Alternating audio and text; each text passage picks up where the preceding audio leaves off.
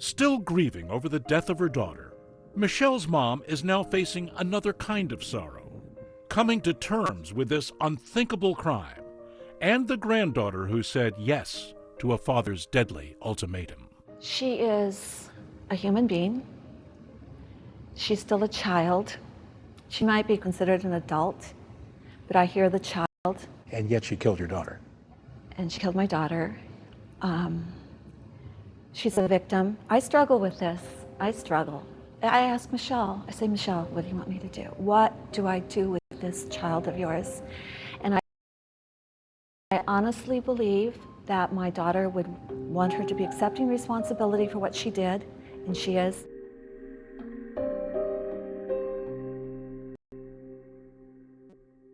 That's all for now. I'm Lester Holt. Thanks for joining us.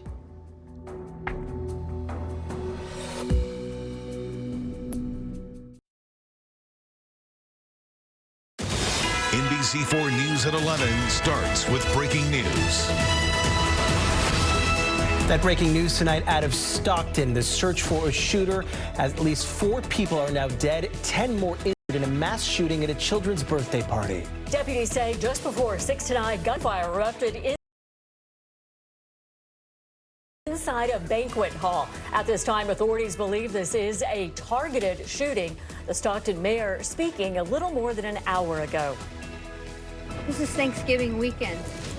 This is when families come together, celebrate, share memories, give each other love. Police say children were among those shot, although the exact ages have not been released. The FBI is among the agencies investigating tonight. Governor Newsom is also monitoring the situation. Our other top story tonight, the fallout from 2 different Thanksgiving Day burglaries. I'm Jonathan Gonzalez. And I'm Kathy Vara. We began in South LA with new surveillance video of a burglary at a barber shop there. You can see burglars raiding a truck into a business on East Florence Avenue. This happened around 2 a.m. on Thanksgiving Day. Several people get out of the vehicle and walk into the store. The owner says they stole equipment, merchandise, and even his Savannah cat. He says his business has been around for nearly 6 years and he's never experienced a burglary. I know I work hard. Everything I have here it was with hard work. It's with hands, and for someone to take that and it's terrible. It's unhumanitarian. It sucks. The owner said he filed a police report. He hopes the burglars at least return with the cat. And he's up on the shoulder, veering wildly between freeway lanes here. That was our Julia Dang reporting, streaming this pursuit live from News Chopper 4 earlier tonight. It all started around 5:30 in Whittier, went for more than an hour. The driver and passenger were wanted for carjacking. They weaved all over LA County on freeways and residential streets. The 2 eventually made a run for it in South Whittier, hiding in a neighborhood before police surrounded that area. They arrested the passenger, but they say the driver got away. Now to a Thanksgiving burglary where much more was lost than just cash. A 76-year-old woman says she came home to find her home in complete disarray. Her dog also died in the incident. Our Macy Jenkins spoke to the family.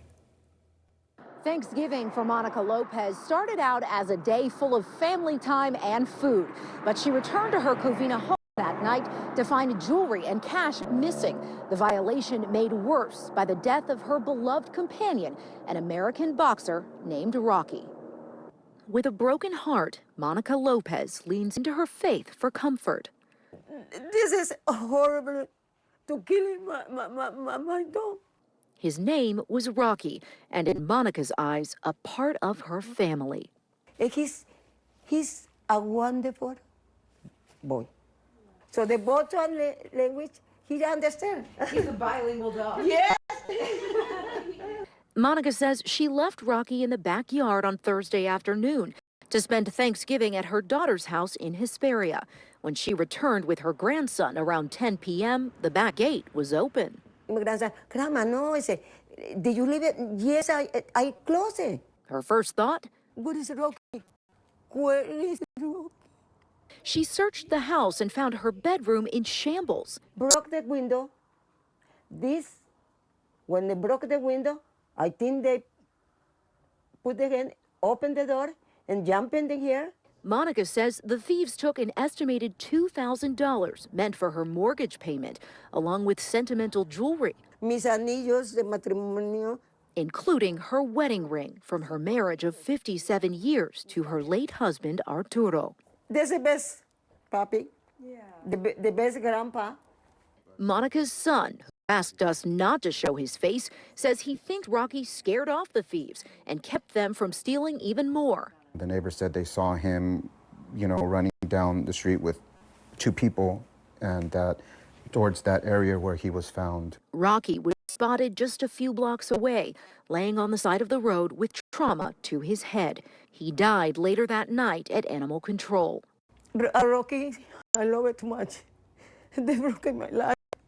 The family is raising money online, looking to help replace what's been lost. But for now, the 76-year-old is grateful for the love from her 5 children and 15 grandchildren that keeps her going. Good corazon. Oh, And she cherishes the memory of her 4-footed angel, who she says died defending the home he loved. I don't know why the bad people hurt him. Monica filed a formal report with LA County Sheriff's Department on Thanksgiving and says detectives plan to return to her home to continue collecting evidence on Monday. We reached out to the Sheriff's Department for more details on what happened, but have not yet heard back. Reporting in Covina tonight, Macy Jenkins, NBC4 News. Well, it's the night before the big busy travel day, this Sunday after Thanksgiving, as we take a live look at LAX. Empty, though, on this Saturday night. Yeah, not bad. We'd like to see that. Well, AAA projects a majority of people will be driving home, but if you're flying, you're going to want to check your flight status. More than 2,500 flights were canceled and more than 7,000 delayed all across the U.S. today, including a couple hundred in and out of LAX. Chicago O'Hare saw the biggest impact, snow and ice causing a 4-hour ground delay. And those wintry conditions are expected to continue tomorrow. Now to our weather here, and a cool night out there as we take a live look from our camera atop Mount Wilson. Beautiful tonight. Let's check in now with meteorologist Stephanie Elmo with your first alert forecast. Steph. Hey, Jonathan and Kathy, we're beginning to see a little bit of that marine layer return as we check out that Mount Wilson shot. Right now, we're checking out this live picture of Universal City, where it's nice, it's quiet here as we continue here tonight. A little bit chilly with those temperatures at 55 degrees and those numbers continuing to drop here late tonight. But temperatures right now, 39 in Lancaster, so it is pretty chilly out your way. It is freezing in Big Bear at 27, 50 degrees in San Bernardino, 52 in Van Nuys, 48 at the moment in Thousand Oaks. All right, we do have this weather system. We call this an inside slider. It's taking more of that inland track. When we talk about this type of system, we have limited moisture. We do have some precipitation in the forecast for the Four Corners region. For us, that system will be further out to the east. So for us, temperatures will start to drop. We'll talk more about those cooler temperatures tomorrow coming up here shortly. For now, back to you guys. We'll see you soon, Stephanie. Thank you. Clear skies and some November chill for the Battle of Los Angeles. You saw it right here on NBC4. Ranked USC against UCLA, and this one was a tight game until it wasn't. NBC4's Tracy Leong is live outside the Coliseum, where fans from both sides, they were doing some nail biting tonight. Tracy? Yeah, they certainly were, and they were doing it together, Jonathan and Kathy. I mean, that's what is so special about this rivalry. You have families, you have friends, you have generations of fans. They all come together hours before kickoff just to tailgate. But this is something that brings them together, and they're celebrating and they're just having fun watching this matchup, win or lose. Beat the Bruins! Yeah! It's one of college football's fiercest crosstown rivalries. Bruins! Go SC! Go Bruins! For the 95th time, USC and UCLA battled it out with their loyal fans ready to cheer them on. I'm stoked for the game. This is one of the greatest rivalries in NC2A history. I love it. I'm so excited. I'm just happy to be here. I hope we play really well. USC has historically dominated this rivalry, winning more matchups than they've lost to UCLA.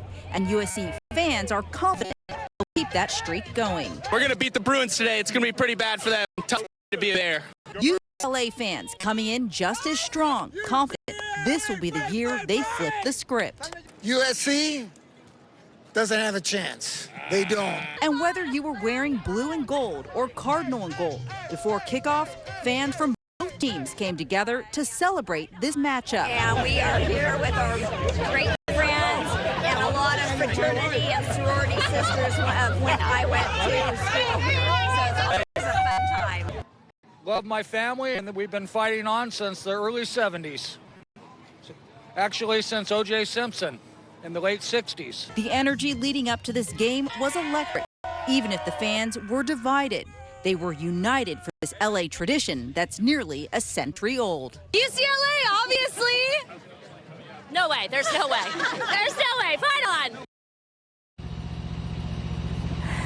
Jonathan and Kathy, even though UCLA lost tonight, I spoke to some of the fans after the game. They were still smiling. They said they're disappointed, but they have high hopes they're going to come back next year and take it. Reporting live, Tracy Leong, NBC4 News. That's right. The battle goes on, right? You're a good winner? SC will take it next year again. All right, Tracy, thank you. And, of course, Olivia Garvey will join us upcoming in sports with the full highlights. Just